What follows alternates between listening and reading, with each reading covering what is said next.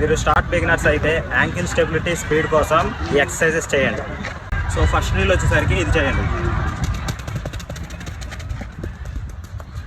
So ఇది వచ్చేసరికి hand movement fast ఉండాలి, యాంకిల్ స్పీడ్ ఉండాలి, రిఫ్లెక్షన్ ఫాస్ట్ ఉండాలి, స్పీడ్ చేయాలి. డ్రిల్ వచ్చేసరికి ఇది చేయండి. సైడ్ టు సైడ్ స్పీడ్ చేయాలి, హ్యాండ్ మూవ్మెంట్ స్పీడ్ ఉండాలి, యాంకిల్ స్ట్రైట్ ఉండాలి. దీనివల్ల మీ యాంకిల్ స్టెబిలిటీ స్పీడ్ అనేది ఎక్కువ అవుతుంది. వచ్చేసరికి సేమ్ డ్రిల్ చేయాలి, ఆపోజిట్ లెగ్ చేయాలి. చలో సైడ్ టు సైడ్ వీళ్ళనంత వరకు స్పీడ్ మూవ్మెంట్ చేయాలి. అలా 20 to 30 seconds చేయగలగాలి. సో ఫోర్త్ వన్ వచ్చేసరికి ఇది చేయండి. First right to left speed movement రావాలి. సో ఇది చేసినప్పుడు ఏంటంటే మీరు స్పీడ్ చేయాలి, యాంకిల్ స్పీడ్ ఉండాలి, హ్యాండ్ మూవ్మెంట్ ప్రాపర్గా రావాలి. వీలైనంత వరకు స్పీడ్ మూవ్మెంట్ చేయాలి. లెఫ్ట్ టు రైట్ వచ్చేసరికి సేమ్ డ్రిల్ చేయండి, రైట్ టు లెఫ్ట్.